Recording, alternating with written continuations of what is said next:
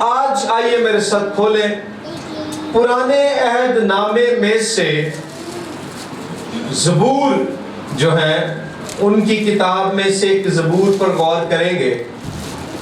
بعض اوقات کلام کے کچھ حصے اتنے مشہور ہو جاتے ہیں اور ہم انہیں زبانی یاد کر لیتے ہیں، ہم انہیں اپنی دعاؤں کا حصہ بنا لیتے ہیں کہ وہ باتیں ہمارے لیے عام روٹین کی ایسی معمولی باتیں بن جاتی ہیں کہ ہم کلام کے ان حصوں پر گہرا غور نہیں کرتے۔ اردو میں کہتے ہیں نا کہ گھر کی مرغی دال برابر۔ کوئی شخص ہے، باہر لوگ اس کی بڑی عزت کرتے ہیں، اس کو مانتے ہیں، اپنے گھر میں اس کی کوئی قدر ہی نہیں ہے۔ اسی طرح سے کلام کے کچھ حصے جیسے اپنے گھر کے افراد کو ہم بہت زیادہ جانتے ہیں نا، تو ان کی اصل قدر کو نہیں جان پاتے۔ اسی طرح کلام کے کچھ حصے جن کو ہم بہت زیادہ پڑھتے اور زبانی یاد کرتے ہیں، کئی دفعہ ہم ان پر گہرا غور ہی نہیں کرتے کہ وہ کہہ کیا رہے ہیں۔ آپ سے ایک میرا سوال ہے کہ 150 زبور ہیں پرانے عہد نامے میں، ان میں سے مشہور ترین زبور کون سا ہے؟ 23۔ کتنے لوگوں نے کہا 23؟ اور وہ کیا ہے؟ خداوند میرا چوپان ہے، مجھے کمی نہ ہوگی۔ جی بالکل، زبور 24 بھی مشہور ہے، رب خداوند بادشاہ ہے، اور بھی، لیکن میری جو عاجزانہ رائے ہے اس میں جو زبور 23 ہے وہ سب سے زیادہ مشہور اور مقبول زبور ہے۔ لیکن سچ دسیو کنی دفعہ کہے چرچ چ تھی زبور 23 تے کلام سنیا ہوئے؟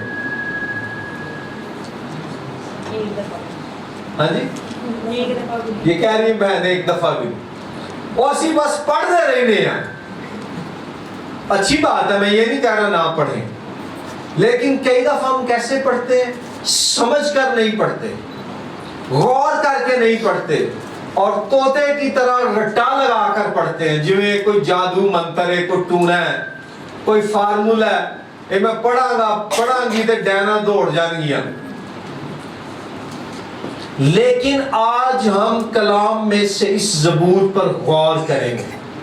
مجھے ایک واقعہ یاد آ گیا، ایک طوطا سی تے او دے نا مالک دا گھر نا باغ دے بالکل قریب ہی سی، تے او مالک نے طوطے نوں کہا کہ میں یار روزانہ صبح نا کام تے چلا جانا تے تو باغے نہیں جانا۔ اوتھے مالی نے پھندا لایا، تو پھندے چ پھنس جائے گا، مر جائے گا۔ طوطے نے وہ بات یاد رکھ لی، میں نے باغ میں نہیں جانا، وہاں مالی نے پھندا لگایا ہوا ہے، پھندے میں پھنس جاؤں گا، مر جاؤں گا۔ تو اس کا مالک ہر روز جب وہ کام پہ چلا جاتا تو طوطا کہتا باغے نہیں جانا، اوتھے مالی نے پھندا لایا ہے، پھندے چ پھنس جائے گا، مر جائے گا۔ جب موسم تبدیل ہوا اور باغ میں طرح طرح کے پھل لگے، تو طوطے نا پھل بھی کھاتے ہیں، تو انہوں جدو سمیل آنا شروع ہوئی تو وہ دا پھر جڑا دل ہے نا انہوں ہول پہنے شروع ہوئے، تو انہیں پھر اپنے آپ نے کہا نہیں باغے نہیں جانا، اوتھے مالی نے پھندا لایا، پھندے چ پھنس جائیں گا، مر جائیں گا۔ لیکن جب وہ باغ سے پھلوں کی خوشبو زیادہ آنی شروع ہوئی تو اس نے کہا چلے میں جا کے دیکھ لیتا ہوں، ویکھن جی تے کوئی عرض نہیں نا۔ تو کہتا جا رہا ہے باغے نہیں جانا، اوتھے مالی نے پھندا لایا، پھندے چ پھنس جائیں گا، مر جائیں گا۔ تو وہ باغ میں داخل ہو گیا اور کہتا جا رہا ہے باغے نہیں جانا، اوتھے مالی نے پھندا لایا، پھنس جائیں گا، مر جائیں گا۔ کرتے کرتے وہ جا کے درخت پر بیٹھ گیا اور کہتا جا رہا باغے نہیں جانا، مالی نے پھندا لایا، پھنس جائے گا، مر جائے گا۔ اور جب کہتا ہے پھر اس نے پھل کو دیکھا، اس کو آزمائش ہوئی، اس نے پھل کھانا شروع کر دیا اور ساتھ کہہ رہا باغے نہیں جانا، مالی نے پھندا لایا، پھنس جائے گا، مر جائے گا۔ اور جب مالی نے دیکھا کہ جناب وہ تو اب پھل پوری توجہ سے کھا رہا ہے، مالی نے وہ پھندا جال اس پہ پھینکا، طوطا اس میں پھنس گیا اور پھر بھی کہہ رہا ہے بھاگے نہیں جانا ہوتے، مالی نے پھندا لایا ہے، پھنس جائے گا مر جائے گا۔ پوائنٹ کیا ہے کہ وہ پھنس گیا، پکڑا گیا، لیکن وہ بات وہی کر رہا ہے۔ کیوں؟ اس نے اپنے مالک کی بات کو سنا، زبانی یاد کر لیا، لیکن نہ اس کو سمجھا اور نہ ہی اس پر غور کیا اور عمل بھی نہیں کیا۔ ایسے ہی بعض اوقات ہم خدا کے کلام کے ساتھ کرتے ہیں، ہم اس کو زبانی یاد کر لیتے ہیں جو اچھی بات ہے، لیکن ساتھ پھر اس کو سمجھنا بھی ہے اور اس پر غور بھی کرنا ہے۔ عبرانی زبان میں جو پرانا عہد نامہ ہے یہ عبرانی میں لکھا گیا، عبرانی زبان چ غور کرن لی جڑا لفظ استعمال ہویا نا، وہ ہے کہ جدوں کوئی مجھ یا گاں، بھینس یا گائے جب گھاس کھاتی ہے نا، چارہ کھاتی ہے، تو چارہ کھانے کے بعد اپنے منہ میں وہ بلا کیا کرتی ہے؟ جگالی کرتی ہے، ایسے کرتے رہتے ہیں، کرتی رہتی ہے نا، جگالی کرنا، چتنا۔ خدا کے کلام پر غور کرنے کے لیے عبرانی لفظ جو استعمال ہوا ہے وہ ہے جگالی کرنا، کہ خدا کے کلام کی جگالی کرتے رہو۔ پوائنٹ کیا ہے کہ اٹھتے بیٹھتے، چلتے پھرتے، کام کرتے خدا کے زندگی بخش کلام پر غور و فکر کرتے رہو، خدا کے کلام پر گیان کرتے رہو۔ یہ کلام تمہاری روح، بدن اور جان میں اتر جائے۔ زبور 119 میں زبور نویس کہتا ہے کہ اے خدا، میں نے تیرے کلام کو اپنے دل میں رکھ لیا ہے تاکہ تیرے خلاف گناہ نہ کروں۔ خدا کا کلام گناہ کی آزمائش پر غالب آنے میں، زندگی کے طوفانوں کا مقابلہ کرنے میں، بیماریوں سے شفا پانے میں، مخالفت کا سامنا کرنے میں، غربت کے شکنجے سے نکلنے میں، نا امیدی، مایوسی، بے یقینی، بے ایمانی اور ہر طرح کے مشکل حالات پر غالب آنے میں خدا کا بخشا ہوا ہمارا ہتھیار ہے۔ سو آئیں ہم اس کلام کو اپنی زندگیوں میں لینے والے، اس کو سمجھنے والے، اس پر غور کرنے والے بنے۔ تو میرے ساتھ کھولیے زبور نمبر 23 اور اس کی پہلی 6 آیات، پورا زبور ہم پڑھیں گے۔ زبور 23 اس کی 6 آیات ہیں، وہ میں آپ کے سامنے تلاوت کروں گا۔ یوں لکھا ہے، خداوند میرا چوپان ہے، مجھے کمی نہ ہوگی، وہ مجھے ہری ہری چراگاہوں میں بٹھاتا ہے، وہ مجھے راحت کے چشموں کے پاس لے جاتا ہے، وہ میری جان کو بحال کرتا ہے، وہ مجھے اپنے نام کی خاطر صداقت کی راہوں پر لے چلتا ہے، بلکہ خواہ موت کے سائے کی وادی میں سے میرا گزر ہو، میں کسی بلا سے نہیں ڈروں گا، کیونکہ تو میرے ساتھ ہے، تیرے عصا اور تیری لاٹھی سے مجھے تسلی ہے، تو میرے دشمنوں کے روبرو میرے آگے دسترخوان بچھاتا ہے، تو نے میرے سر پر تیل ملا ہے، میرا پیالہ لبریز ہوتا ہے، یقیناً بھلائی اور رحمت उम्र भर मेरे साथ साथ रहेंगी और मैं हमेशा खुदावन के घर में सकूनत करूंगा। आमीन।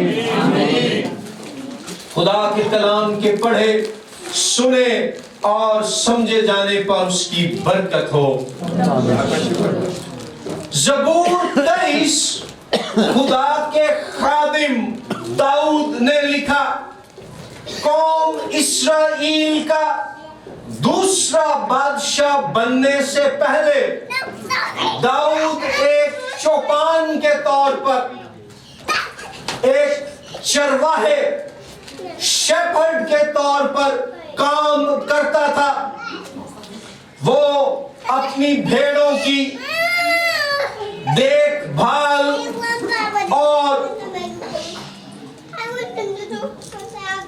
और निगहबानी करता।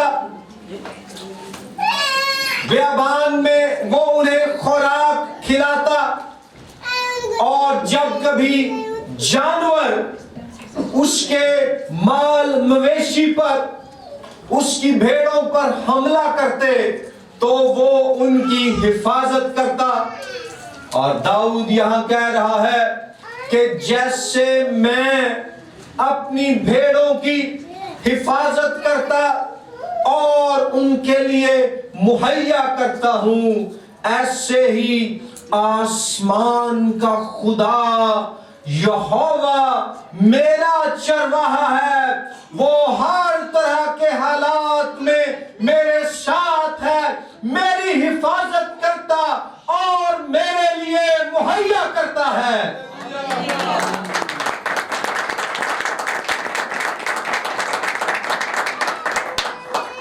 हम खुदा के घर की भेड़े हैं। वो हमारा shepherd. Can you take her to the back maybe? Sunil अगर हेल्प करे, पीछे ये बैठ से, बच्चे हैं दोनों छोटे। तो वो हमारी रूहों का चौपान है, वो हमारा चरवाहा है। और वो कहता है खुदावंद मेरा चौपान, यहोवा मेरा चरवाहा है, मुझे कमी ना होगी। वो मुझे हरी हरी चरागाहों में दिखाता है। वो मुझे ऐसे खेत में, ऐसी चरागाहों में ले जाता है जो सरसब्ज है। वो मुझे कहता है ऐसे चश्मों के पास ले जाता है जहां पर राहत है, खुशी है। और इस्राएल का मुल्क जो जहां बड़ी खुशकी थी, सहरा और बेयाबान थे, पानी नहीं मिलता था, वो कहता है कि वो मुझे राहत के चश्मों के पास ले जाता है। और क्या होता है, उससे मेरी जान बहाल हो जाती है। लाहौर में अभी फरवरी का महीना है, गर्मी शुरू हो गई है। जब आप सख्त गर्मी के मौसम में बाहर से घर आते हैं तो सब तो पहले केड़ी शायद नहीं मांगते, पानी दो। और जो तुसी जनाब ठंडा पानी पी लेंदे हो ना, जान च जान आ जाती है। क्या होता है, जान बहाल हो जाती है।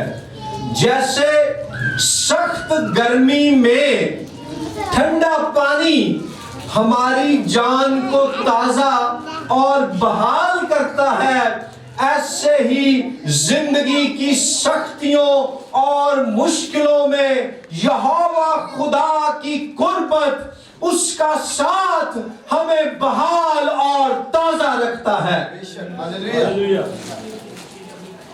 और वो कहता है खा मौत के साए की वादी में से मेरा गुजर हो, मैं किसी बला से नहीं डरूंगा क्योंकि तू मेरे साथ है। खुदावंद हमारे साथ है। और फिर वो कहता है तेरे असा और तेरी लाठी से मुझे तसल्ली है।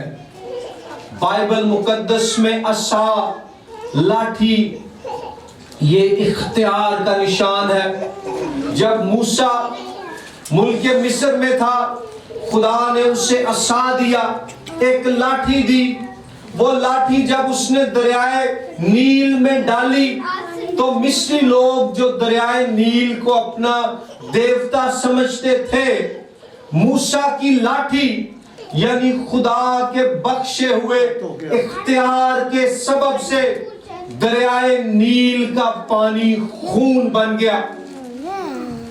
موسیٰ جہاں بھی اپنی لاٹھی بڑھاتا معجزات ہوتے، وہ لاٹھی اختیار کا نشان تھی۔ لکھا ہے تیرے عصا، تیری لاٹھی سے مجھے تسلی ہے۔ پوائنٹ یہ ہے کہ خدا نے ہمیں اختیار بخشا ہے، خدا نے ہمیں قوت بخشی ہے، خدا نے ہمیں طاقت بخشی ہے۔ اور لوکا کی انجیل میں یسوع مسیح فرماتے ہیں کہ میں نے تمہیں اختیار دیا ہے کہ سانپوں اور بچھوؤں کو کچلو اور دشمن کی ساری قدرت پر غالب آؤ۔ میری بہنوں، میرے بھائیوں، آپ کے حالات، آپ کے واقعات اور آپ کی مشکلات کتنی ہی بڑی کیوں نہ ہو، ہمارے پاس خدا کا بخشا ہوا عصا یعنی اختیار ہے، جس کی قوت کے باعث ہم ہر طرح کے حالات و مشکلات پر غالب آئیں گے۔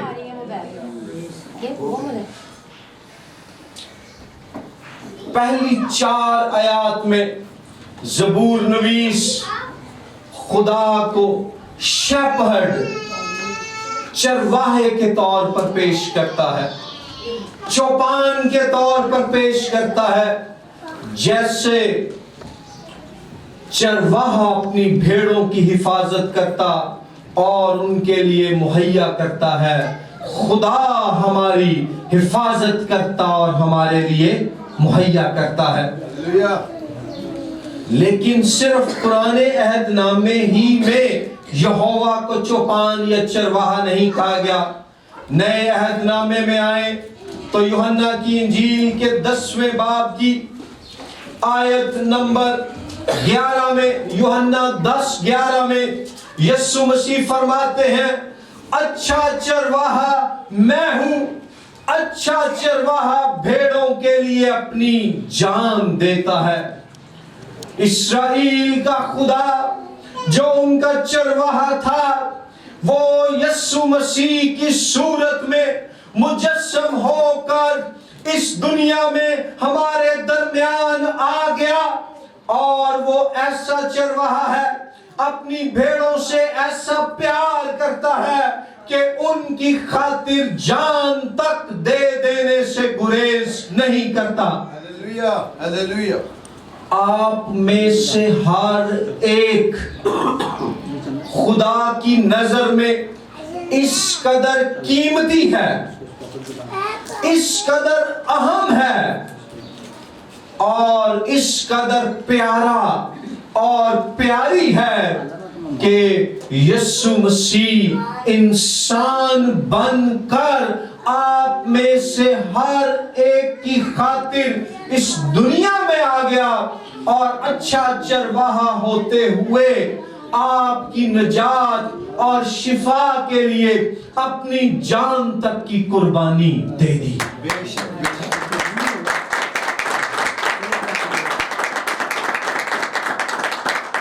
میری بہنوں، میرے بھائیوں، آپ عام لوگ نہیں ہیں، آپ کمتر لوگ نہیں ہیں، آپ حقیر یا کمزور لوگ نہیں ہیں، آپ خدا کے اتنے خاص طور پر پیارے، محبوب، مقبول، منظور، قیمتی لوگ ہیں کہ روحوں کا چوپان یسوع مسیح اچھا چرواہا آپ میں سے ہر ایک کی خاطر اپنی جان دینے کے لیے اس دنیا میں اتر آیا۔ ہمارے پڑوسی چاہے کہتے رہیں کہ اے چوڑے نے، اے کمی نے، اے سائی نے، لیکن آپ یسوع مسیح میں اچھے چرواہے کی بھیڑیں ہونے کے ناطے شاہی کاہنوں کا فرقہ ہیں۔ آپ خدا کی برگزیدہ نسل یعنی اس کی چنی ہوئی قوم ہے. آپ شاہی کائنوں کا فرقہ ہیں.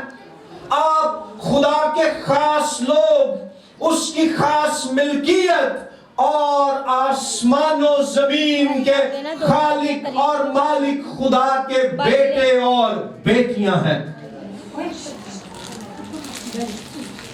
آپ قیمتی ہیں.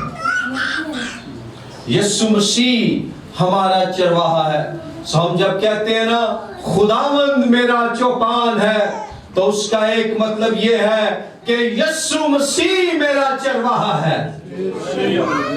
ایک دفعہ سب بآواز بلند کہیں, یسوع مسیح میرا چرواہا ہے. یسوع مسیح میرا چرواہا ہے. اور جب یسوع آپ کا چرواہا ہے, آپ کی حفاظت بھی کرتا ہے, آپ کے لیے مہیا بھی کرتا ہے, تو پھر فکر کرن دی کادی لوگ ہے,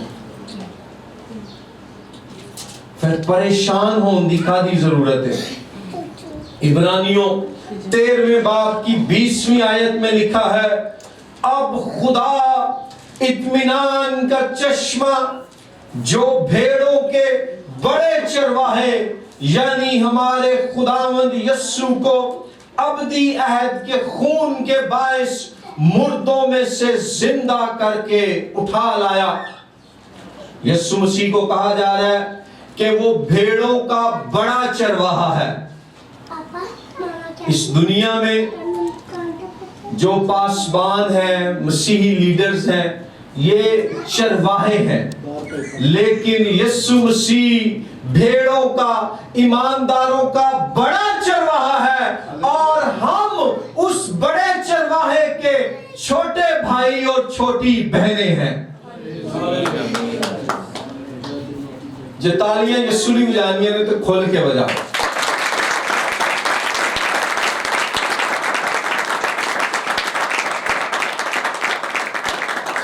بریکاں لانا کہ نہیں, جو میں گڈی نہیں کدی سٹارٹ ہوندی پھر بند ہوندی, ایک تالی بجی پھر رک گئی. میرے لیے نہ بجائیں لیکن یسوع کے لیے. ٹھیک ہے. پھر یہاں لکھا ہے زبور 23 میں واپس آئیں, 4تھی آیت میں لکھا ہے, وہ خداوند چوپان کے بارے میں کہہ رہا ہے, میں کسی بلا سے نہیں ڈروں گا کیونکہ تو میرے ساتھ ہے. جیسے یہوہ خدا قوم اسرائیل کے ساتھ تھا, آج یسوع مسیح اپنے شاگردوں, اپنی کلیسیا, اپنی جماعت کے ساتھ ہے. ہماری روحوں کا چوپان, ہمارا بڑا چرواہا, ہمارا اچھا چرواہا یسوع مسیح جب آسمان پر اٹھایا جانے لگا تو متی 28ویں باب کی 20ویں آیت میں اس نے ہم سے وعدہ کیا کہ دیکھو میں دنیا کے آخر تک ہمیشہ تمہارے ساتھ ہوں. ہمارا اچھا چرواہا یسوع مسیح ہمارے ساتھ ہے. وہ اچھے حالات میں بھی ہمارے ساتھ ہے اور برے حالات میں بھی ہمارے ساتھ ہے. وہ بیماری میں بھی ہمارے ساتھ ہے اور شفا میں بھی ہمارے ساتھ ہے. وہ غربت میں بھی ہمارے ساتھ ہے اور امیری میں بھی ہمارے ساتھ ہے. وہ ترقی میں بھی ہمارے ساتھ ہے اور تنزلی میں بھی ہمارے ساتھ ہے. میرا اور آپ کا اچھا چرواہا, بڑا بھائی, روحوں کا چوپان یسوع مسیح دنیا کے آخر تک ہمارے ساتھ ہے.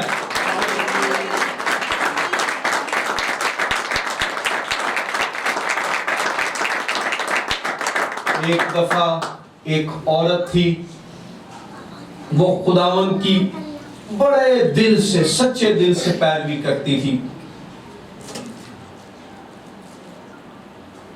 سمندر کے قریب اس کا گھر تھا.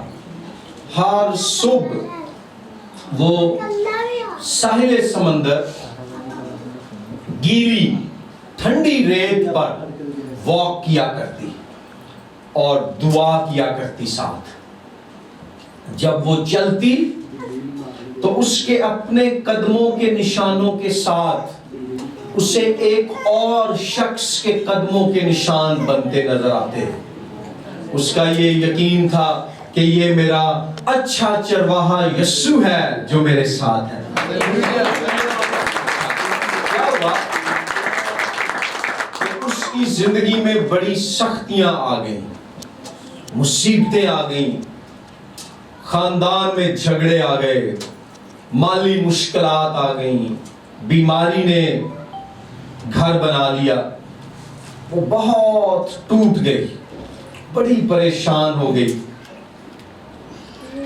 اور ٹوٹے ہوئے دل کے ساتھ جب وہ ساحل سمندر واک کرنے کے لیے گئی تو اس کے دل میں تھا سب بھی مجھے چھوڑ دیں گے، میری روح کا چوپان اچھا چرواہا یسوع میرے ساتھ ہے۔ لیکن کیا ہوا جب وہ گیلی ریت پر صبح سویرے واک کر رہی ہے، دعا کر رہی ہے، تو اسے اپنے قدموں کے نشانوں کے ساتھ ایک اور شخص کے قدموں کے نشان نظر نہ آئے۔ گھر آئی، زمین پر گر پڑی اور رونے لگ پڑی اور کہنے لگی، اے خداوند تو نے تو کہا تھا میں دنیا کے آخر تک ہمیشہ تیرے ساتھ ہوں، آج تو نے بھی مجھے چھوڑ دیا۔ جب اس نے اپنی بات مکمل کر لی تو خداوند نے اس سے کہا، اے میری نادان بیٹی، تو کہہ رہی ہے میں نے تجھے چھوڑ دیا کیونکہ تجھے میرے قدموں کے نشان نظر نہیں آئے، تو اس قدر تھکی ہوئی تھی، نڈھال تھی کہ چل بھی نہیں سکتی تھی۔ ریت پر قدموں کے جن نشانوں کو تو اپنا سمجھ رہی تھی وہ میرے تھے اور میں نے تجھے اپنی باہوں میں اٹھایا ہوا تھا۔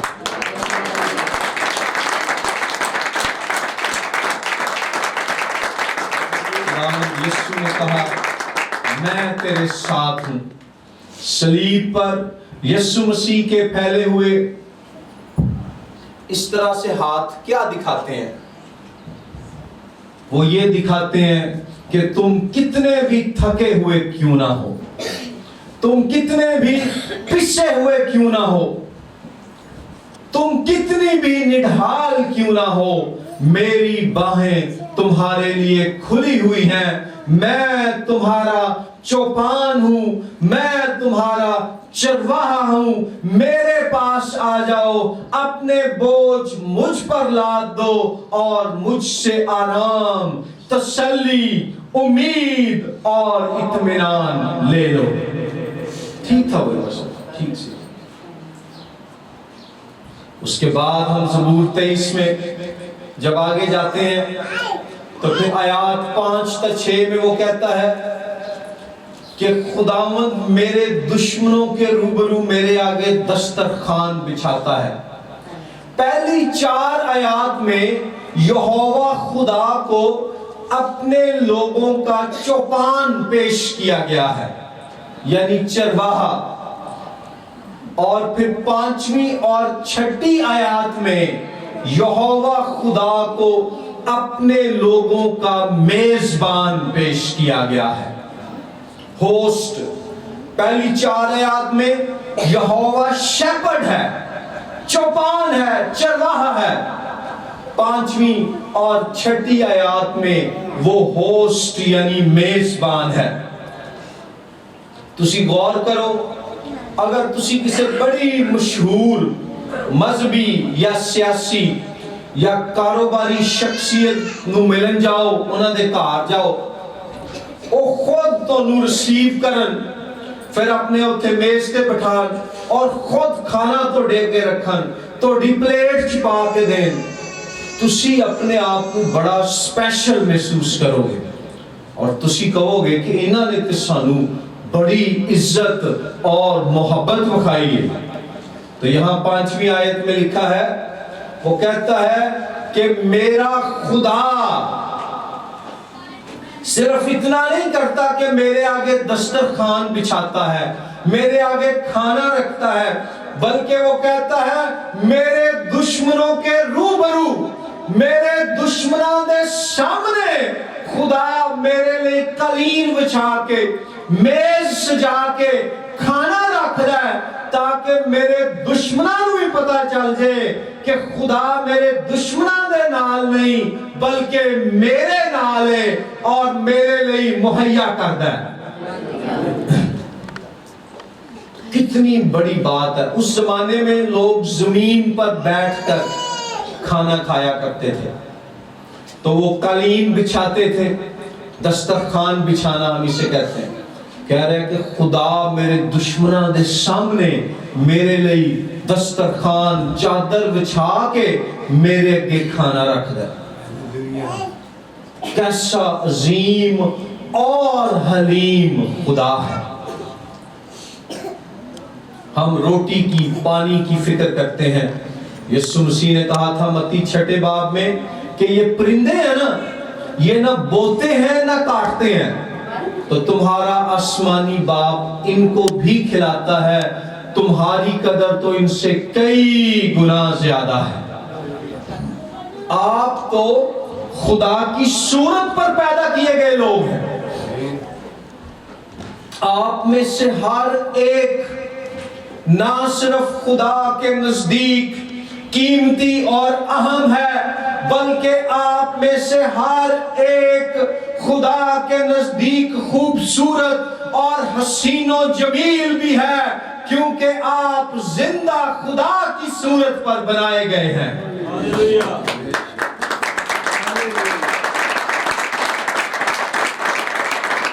کئی دفعہ اسی اپنے رنگ دی وجہ نہیں پریشان رہنے ہیں، دل چی کہتے رہنے کہتے تھوڑا آجے چٹا ہوں گا نا،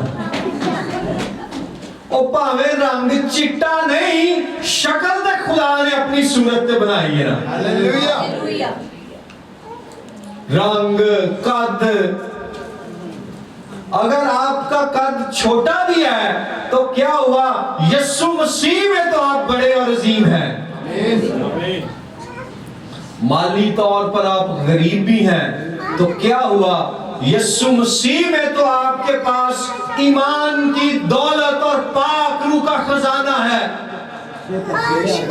تے اس زمین تے پاویں کرائے دے گھر چ رہندے ہو، آن والے نویں آسمان اور نویں زمین چ خدا نے تہاڈے لئی خود ایسا گھر بنایا ہے جنوں نہ دنیا دی کوئی طاقت تہاڈے کولوں کھو سکدی ہے اور نہ دشمن دا کوئی منصوبہ اس گھر نوں تباہ کر سکدا ہے۔ صحیح ہے۔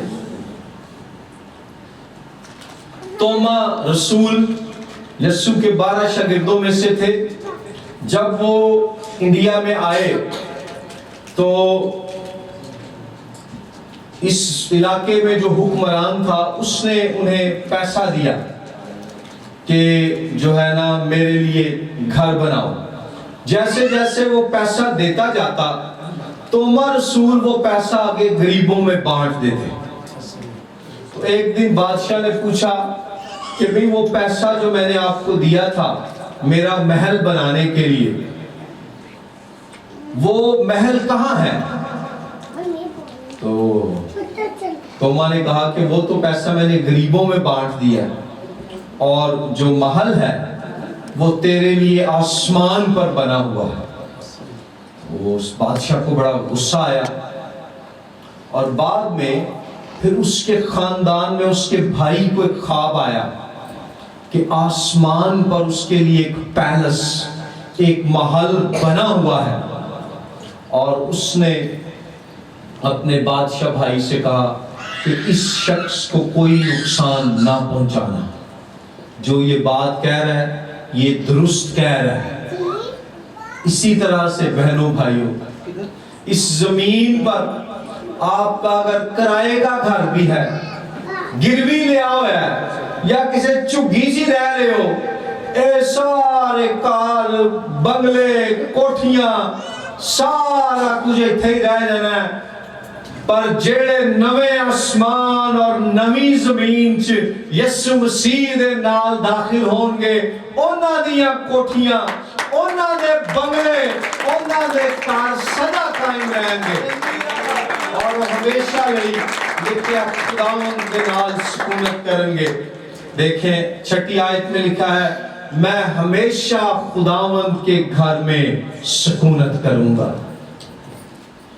تو اگر آپ میں سے کسی کا اپنا گھر نہیں ہے، یا آپ کے ویسے جو وسائل ہیں بڑے محدود ہیں، گھبرائیں مت، پریشان نہ ہو، یسوع مسیح میں میرے پاس ایمان کی دولت ہے، نجات کا خزانہ ہے، پاک روح کا سرمایہ ہے۔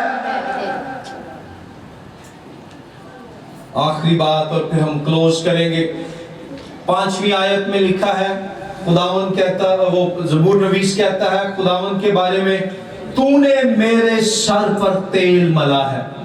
اس زمانے میں جب کسی کو مسح کیا جاتا تھا تو وہ اس کے سر پر تیل ملتے تھے۔ نئے عہد میں تیل پاک روح کی ایک علامت ہے۔ پاک روح کے لیے بطور استعارہ تیل کا ذکر ہوا ہے۔ پرانے عہد میں تو وہ تیل سے مسح کرتے تھے، لیکن ہمارے لیے حوصلہ افزائی کی بات، خوشخبری کی بات، دلیری کی بات، امید کی بات اور تسلی کی بات یہ ہے کہ نئے عہد میں خدا نے ہم میں سے ہر ایک کو اپنے پاک روح کے تیل سے مسح کیا ہے۔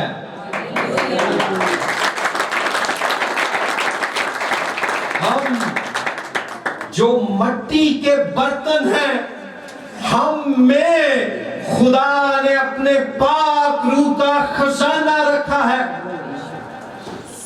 اور پاک روح کے بارے میں اعمال پہلے باب کی 8ویں آیت میں لکھا ہے کہ جب روح القدس تم پر نازل ہوگا تو تم قوت پاؤ گے۔